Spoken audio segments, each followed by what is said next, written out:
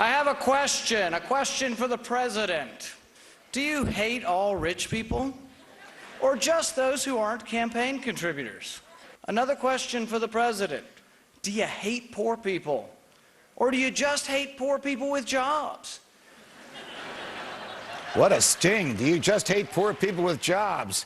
Kentucky Senator Rand Paul held back no punches, attacking President Obama at the Conservative Political Action Conference this past weekend. However, President Obama wasn't the only one the senator went after. He also went after his own Republican Party. Take a listen to this. This is why I always have said the Republican Party's an empty vessel unless we imbue it with values. Unless we imbue it with values. Here to explain his speech is the Kentucky senator himself, Senator Rand Paul. Senator, always a pleasure. Welcome back to Freedom Watch. Good to be here. What did you mean when you called your party, the Republican Party, an empty vessel? Well, I think there's nothing inherently better about one party than the other unless you have beliefs, a belief system that's different.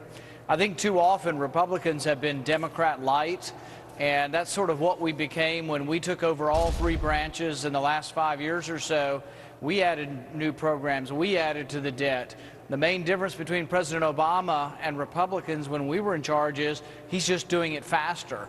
So he's making government grow even faster and debt grow faster, but we were doing kind of the same thing. So my hope is that if we ever get in charge again, we actually believe in something different, that we have values and a belief system that is distinctly different, that is believes in individual liberty and freedom and the Constitution.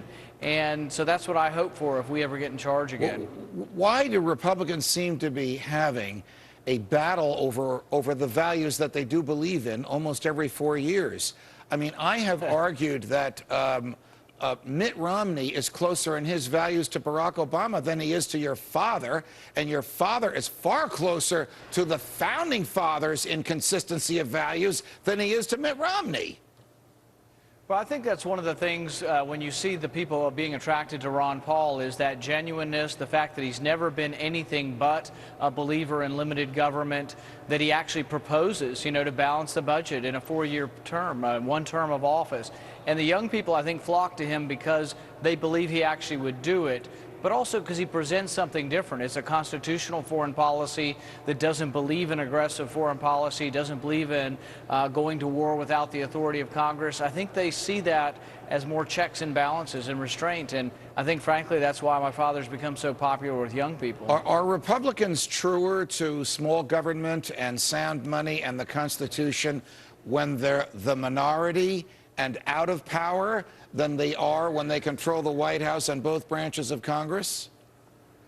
There would be some argument for that. I mean, we definitely talk about how much President Obama is spending now and how much debt's being accumulated. But when Republicans introduced the largest entitlement program since LBJ, which was expanding entitlements under Medicare prescription Part D, right, most Republicans voted for it. And the minority, Ron Paul was one of only 30 congressmen to vote against this. They were the unsung minority, and nobody was listening to them at the time as the big rush was. In fact, President Bush was twisting arms to try to get conservative legislators to vote against their principles to expand Medicare. What will you do? What will your father suggest to his followers that they do if, perchance, Mitt Romney is the Republican nominee for president and Newt Gingrich is running as vice president with him? Well, I think my dad has always said it depends on what the nominee decides to do. Several of those on the stage have talked about, auditing the Fed. Some of them have even talked about the fact that President Obama went to war in Libya unconstitutionally. Some have talked. At one time, Romney has said on the stage that he thinks that we should begin to wind down our presence in Afghanistan. So I think it depends on whether they adopt some of his platform. And we still are in this to win. We're getting lots of delegates. Our people stay longer and shout louder. Yes, we know that. We have a fervent following, or my dad does.